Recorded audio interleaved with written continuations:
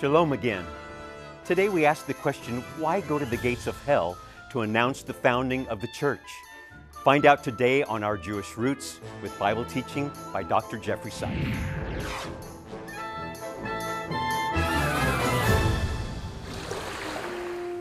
Sunrise on the Galilee. Simon Peter prepares his nets for a day at sea. Much like the sea, Peter is unpredictable, calm and steady, and then, in an instant, tempestuous. As we reflect upon the Lord's most intriguing disciple, we can see ourselves, because we too have been broken and then restored.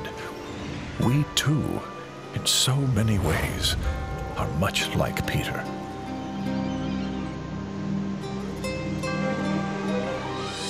We're so glad you've joined us today. I am David Hart. I'm Kirsten Hart. Jeffrey Seif.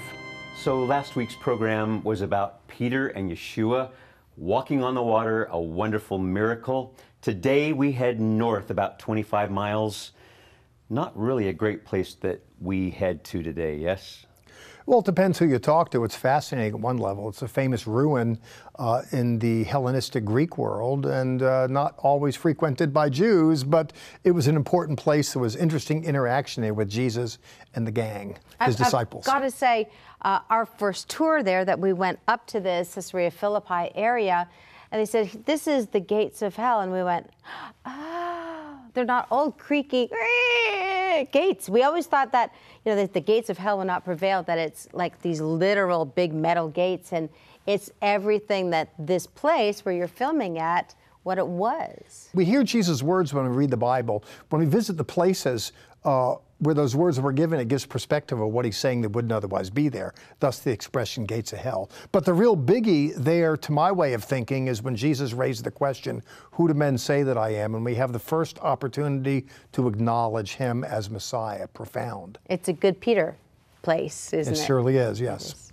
It is. Right now we head to northern Israel to find out more about the life and legacy of Peter. Let's go there now.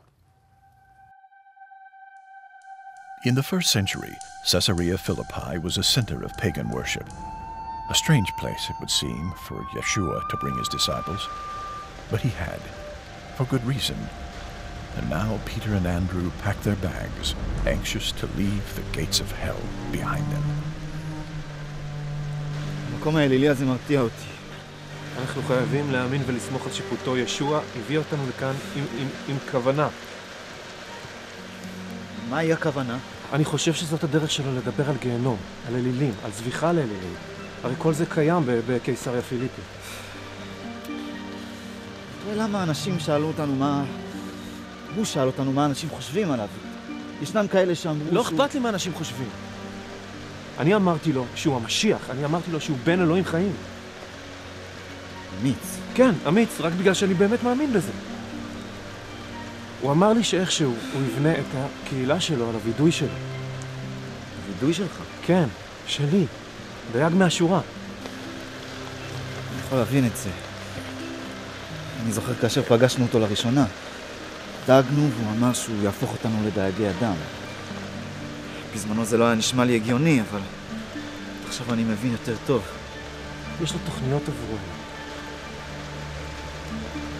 הוא ציווה עלינו לפרוץ את שערי הגיהנום. אם אנחנו נאמין בו, אנחנו לא נפחד, לא מאלילים ולא מאלה שסובכים להם.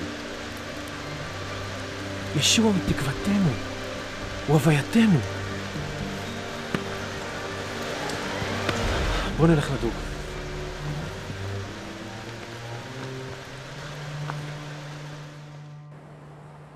On many occasions, Jesus said things and did things that offended the sensibilities of his hearers. They were shocked. One of those things he did was that he brought people here. Where is here? Well, we're at a site called Caesarea Philippi. And it was here where Jesus told the disciples, the gates of hell will not prevail against you. I mention that because in first century Judea, Hebrews saw this place as the gateway to hell. I mention that because behind me was a pagan shrine that was perceived as the gateway to the underworld, interestingly.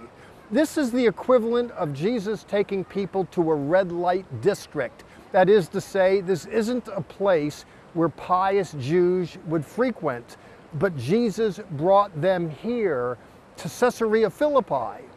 Behind me, you'll see a big rock face, and there's niches carved into it wherein pagan deities were placed.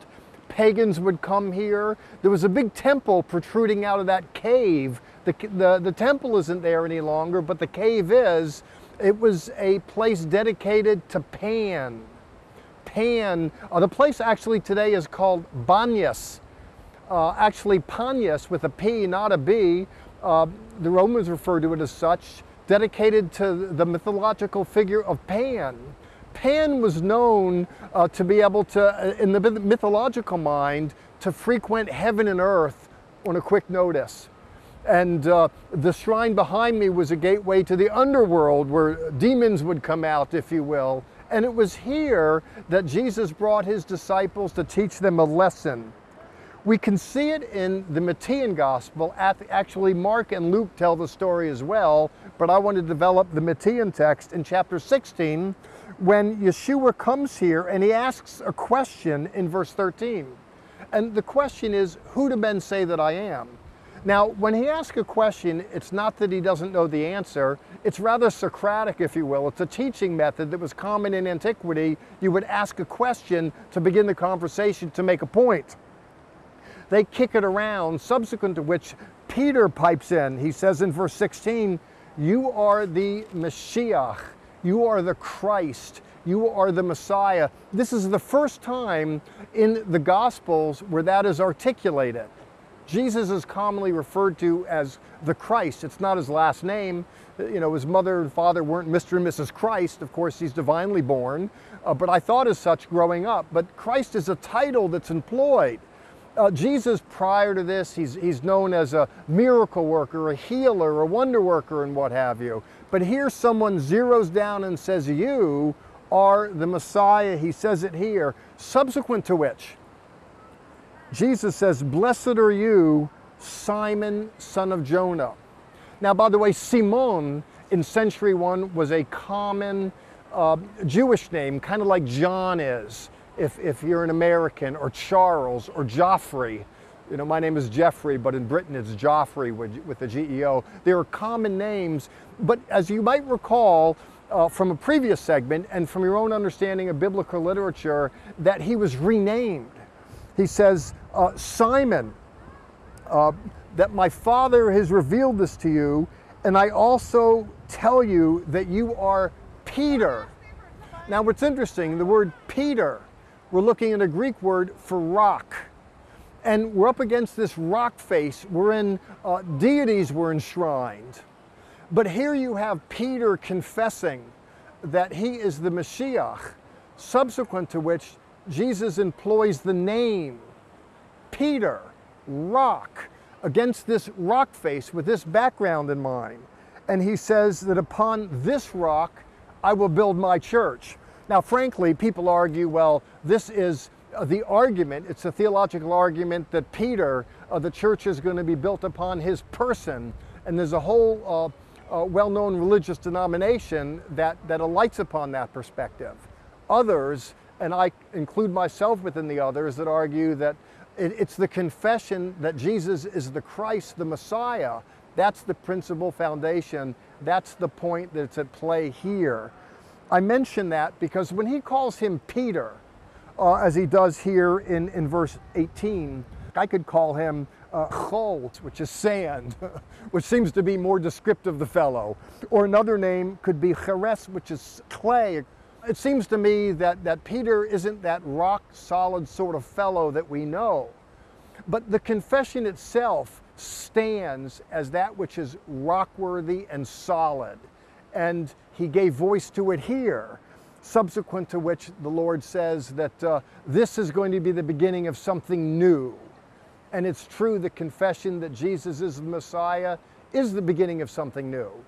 It needn't be just the beginning of Christian history, and it is in so many ways, but it can be that confession that's the beginning of something new with you.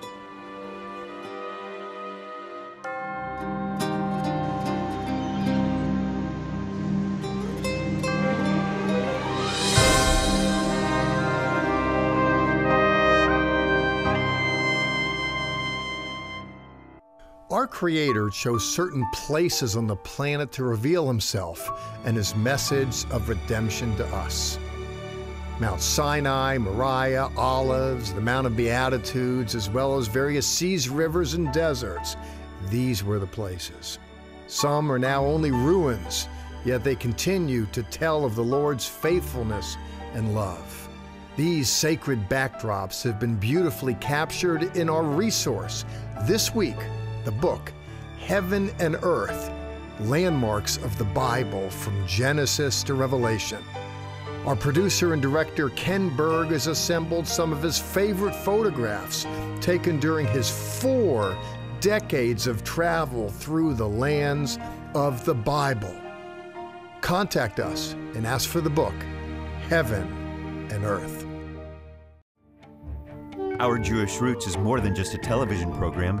See what you are missing on our social media outlets. On Facebook and Twitter, you'll find our daily Name of God devotional, current news articles, the Bearded Bible Brothers, and more. On our YouTube channel, you'll find Faith Foundations, music, interviews, the Bearded Bible Brothers, and more. Or find everything on our website, levitt.com. We invite you to keep in touch and join us on social media. The goal of this ministry is to show the world the Jewish roots of Christianity. If your soul resonates with our goal, would you consider becoming a regular monthly contributor to this ministry? Your dollars will go far in this world, sharing the gospel. We promise you that. I want to talk to you about our monthly newsletter that many of you get. You're one of about 20 writers that monthly bring us insight about Israel and things going on in our Bible, in the world. So I'm so glad that you do that. It's great. Thanks. Yep. Thanks. Right now, we continue our story of Peter as he and his brother Andrew make haste to leave Caesarea Philippi. They don't totally understand the message about the keys to the kingdom, but they still leave with absolute assurance about their Messiah.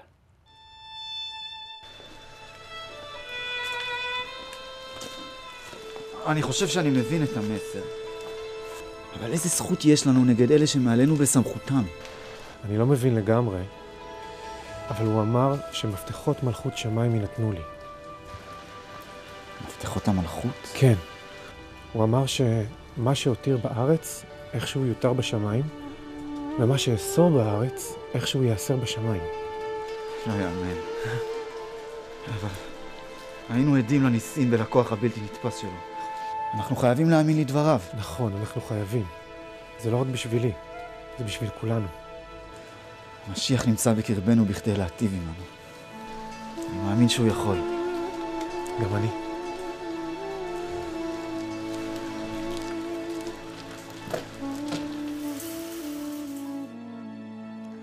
Astronomers speak of black holes in space. Theologians hark to the black hole in this place.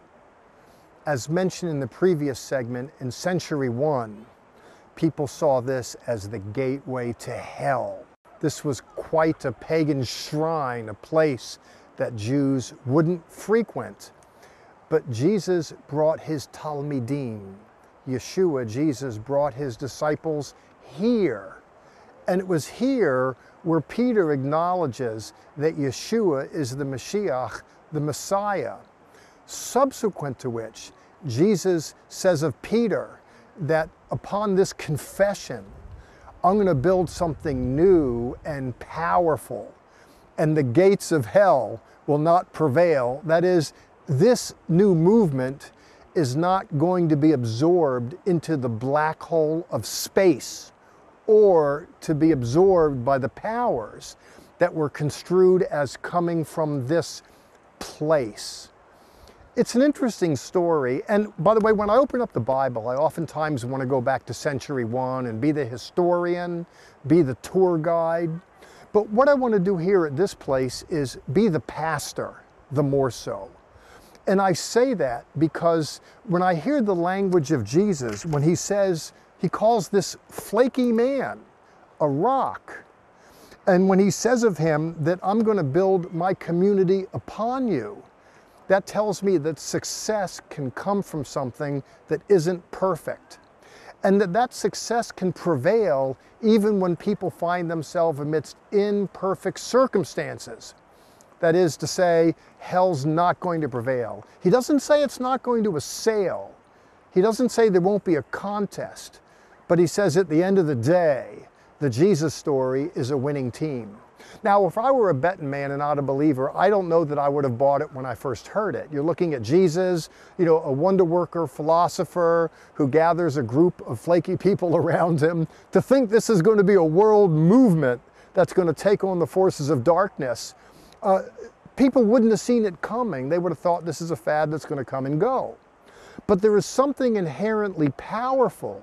If I take the literature literally and seriously, there's something inherently powerful in the gospel that can change people's flaky lives, that can bring them into something strong, and that can give them a sense of prevailing amidst the turbulence of trying times. Now, that's an interesting story, and I'm summing it up in my own words, but that is in effect what Jesus was saying. And the reason why I want to alight upon it and speak to it as a pastor more so than as a theologian, as a historian, is because a lot of times we feel vexed by circumstance. We feel beaten. We look at our lives, we look at our situation, and we go, oh my, it just doesn't look like there's a win. You know, we do our own math. We count the money in our bank. We count the circumstances that beset us. And we can wonder, how are we going to make it? We see brokenness within us, in our bodies. We can see brokenness in our relationships. And certainly with anyone that has eyes to see, we can see brokenness in the culture that we live in. And it's easy to go, oh my, in a sense of despair. That is to say, we're coming from a place in our gut where it feels that the forces of darkness are just going to get the better of it all. Isn't it good to know, and this indeed is the point that Jesus was making, that those of us that confess Him as Lord, that we sign up and ultimately we become part of a winning team. At the end of the day, we're the head and not the tail. We're a victor, not a victim. We're destined to conquer and not be conquered. As I'd said a moment ago, the Jesus story didn't look like much, a ragtag group of fishermen just following Jesus around the countryside as he tells stories and, you know, does miracles. Who would know that it would come to this? The world over, people confessing that Jesus is Lord and attesting to the fact it's been transformative of their own life. That doesn't just need to be people in your webs of relationship. That can be your own voice coming from amidst your own circumstances. And I think that's extremely important, and I think it's really good to know. It's a pastoral point. Pastors usually open up a Bible and they speak from a pulpit somewhere. Here, my pulpit is the Holy Land. And by the way, thank you for bringing me here. While this place is referred to as the Holy Land, this particular piece of land is not noted to have been particularly holy. But Jesus said something sacred here that has profound implications for history. Not just human history, but your history as a human being. And I want you to take them up on it. That confession that Jesus is the Messiah, hey, buy into that, go that direction, and you too can experience, much like Peter, that the forces of hell will not prevail.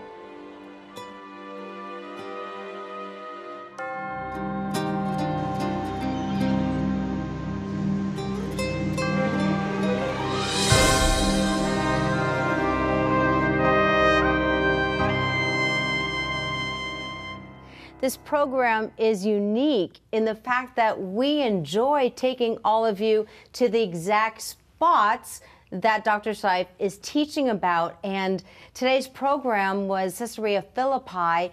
Its history is rough and hard, but it also has such incredible beauty because it's the headwaters for the Jordan River. So you have these bubbling springs that are pure and gorgeous. Then you have the gates of hell side of the mountain that's so ugly. It is just, is it juxtaposition? Is that the correct term? There you go. Yeah, Juxta- juxtaposition when you pose two different kinds of images together. Yeah, it really is interesting. Part of the history, we need to see what happened there. That's why when people visit Israel, you know, pilgrims come, and why Zola Levitt, the founder of the ministry, said one trip to Israel is worth 10 years of Sunday school. It is just, to see it is to believe it, really, quite frankly. But we can't understand the scripture. I mean, you can't. You can read it and understand it, and we have for our whole lives. But when you see it, there's something that takes you to a whole nother level. And we're so thankful that you were able to point out this is where this happened, and it makes it come alive. I think it entails cultivating the aptitude to listen. I learned from many years of marriage that if a woman doesn't feel heard, she doesn't feel loved. And I mention that because to make biblical literature the object of attention entails paying attention to what's being said, the interactions, the context, the place, and the extent to which we can get all of that in view. Someone that can do that is listening, they're penetrating, and because they're putting more into the experience of studying Scripture, they can get more out of it. Now, looking at the Bible, looking at the good news through the eyes of the Jews and going to Israel to get that view, it does a lot of that work for us. It kind of puts text in context and place, and it gives it a clarity, a brilliance, a significance that might not otherwise be captured. It's so true. And today was the biggie.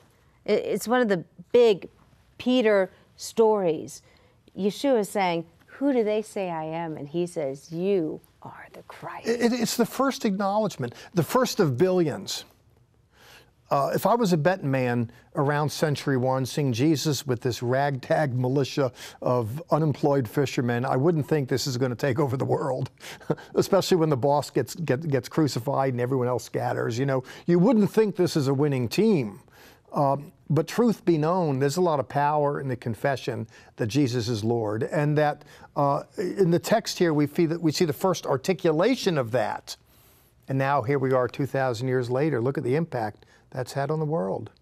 I love that. I never even thought of that. He was the first one to say that, and we're worship leaders, and we sing those words week after week.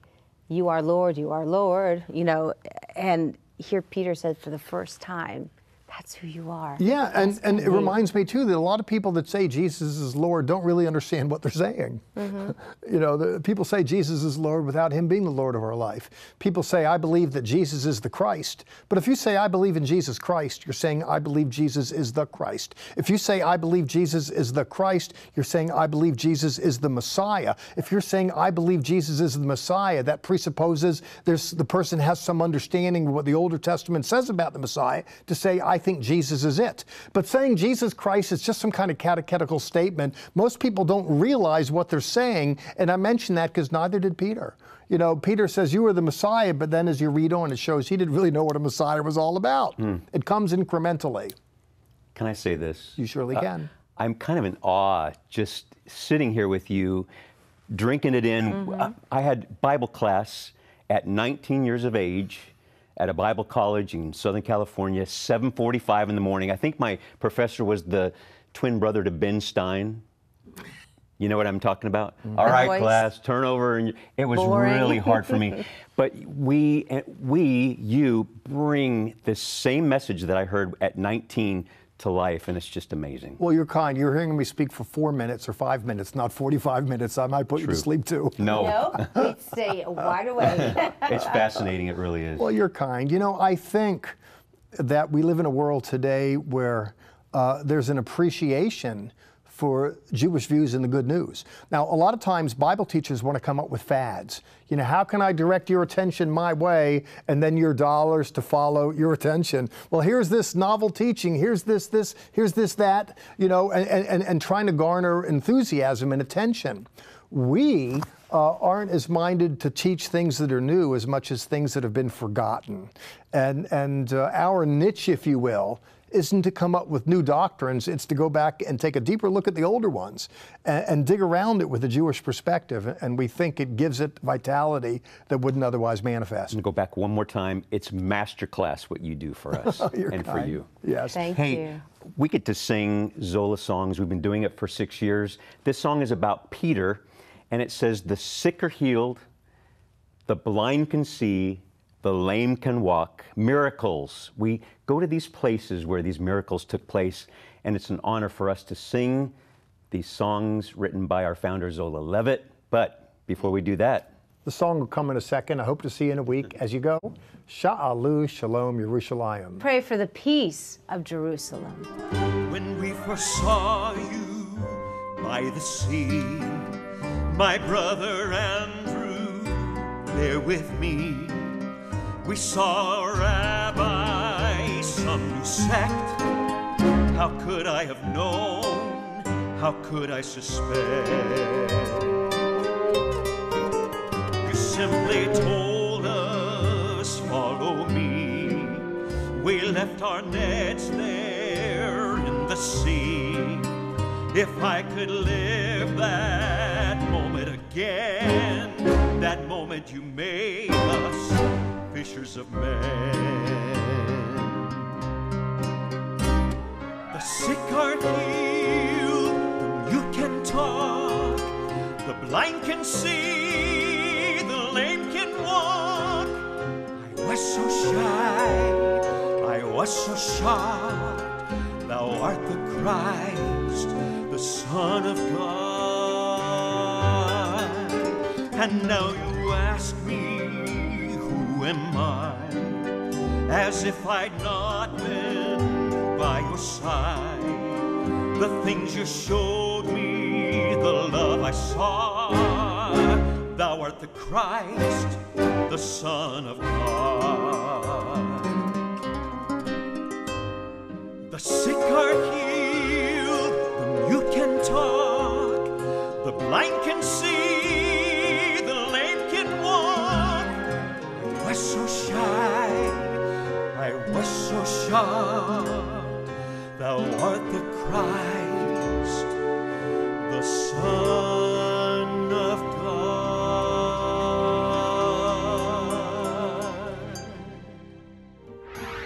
join us right now for additional content that is only available on our social media sites, Facebook, YouTube, and Twitter. Visit our website, levitt.com, for the current and past programs, the television schedule, tour information, and our free monthly newsletter, which is full of insightful articles and news commentary. View it online, or we can ship it directly to your mailbox every month. Also on our website is the online store.